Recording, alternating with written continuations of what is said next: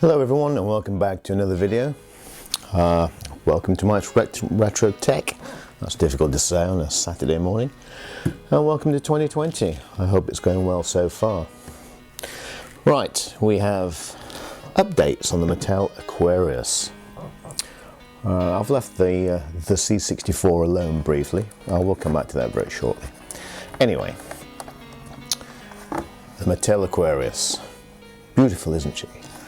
But it has a few issues. One of them being, I found out it won't read the RAM.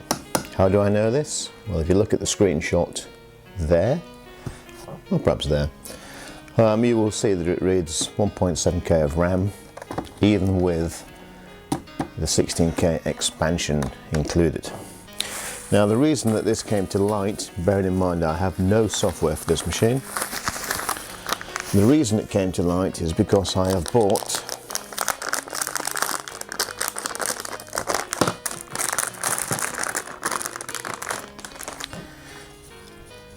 a mini expander.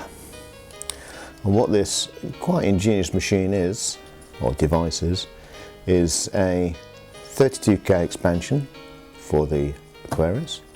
It gives you an AY sound chip, like an expansion did on the Aquarius. I think that was the expansion with the cartridge slots in it, the 3 slots or something. And it gives you a joystick port, so you can run 2 controller pads from it.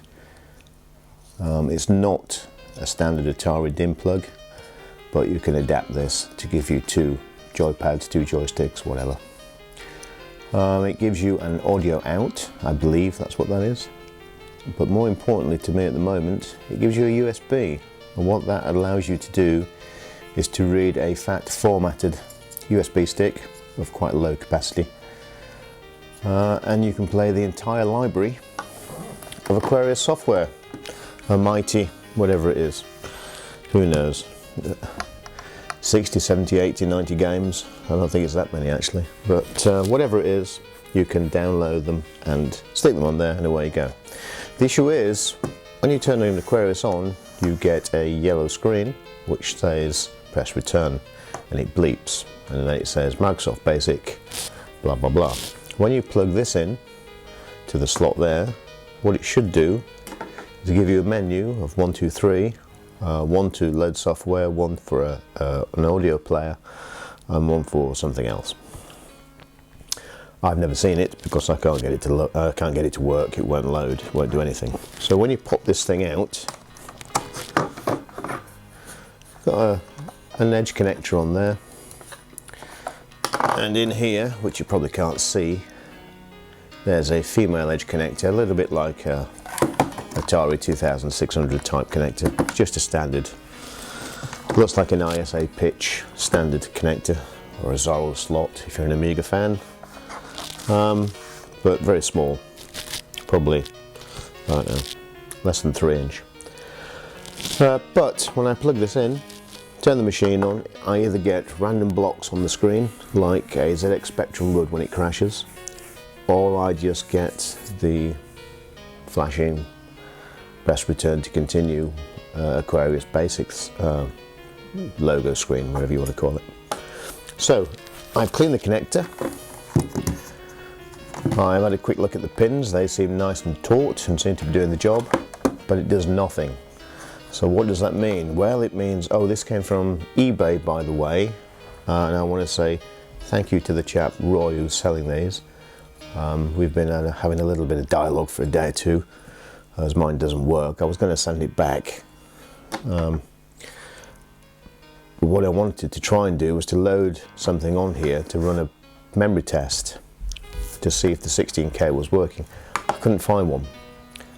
In fact, I couldn't load anything. I've got one cassette game to load and it won't load. So I was a bit stuck. Forgetting, of course, that lots of computers have a little basic statement to type in to give you the free RAM.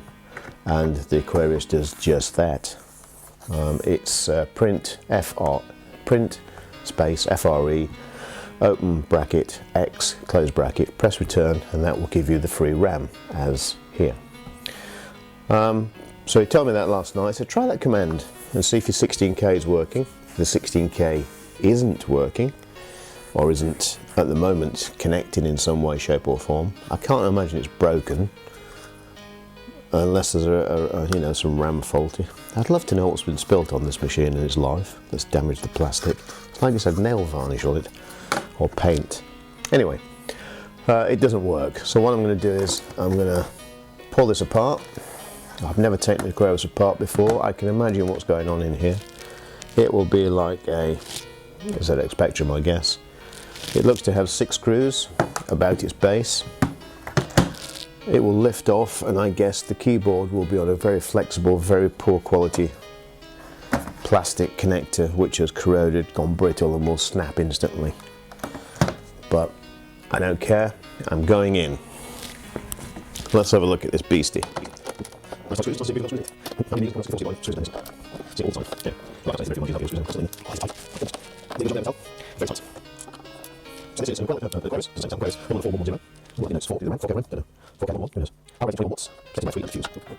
Okay, well it opens, which is good. Okay, there's a ribbon connector. See if I can get this off without breaking it.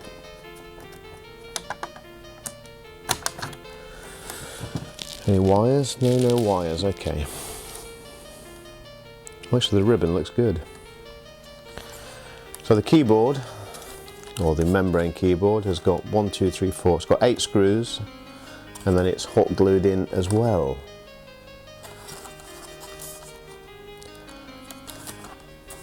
It's got a metal piece on there, which is, I don't know what the hell that is. Heat shield? I don't know. Anyway, so we have the motherboard. Now, I've never seen the inside of Aquarius before. Not sure if you guys have, but let's have a little look.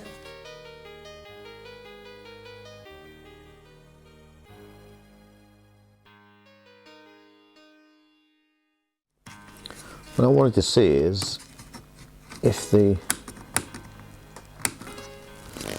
it can't possibly be broken, because it looks like the pins for the joystick for the cartridge port are soldered through hole.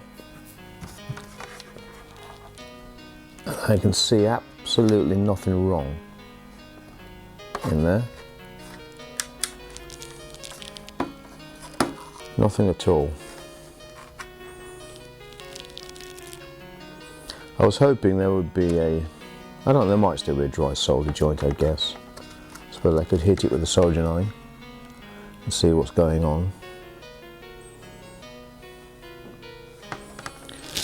Anyway, we'll stop the video there. While I drink my coffee, we shall do a little bit of investigating and come back in a few moments and see what's been resolved. If anything has been resolved, of course, it may be a fruitless affair, but we will see.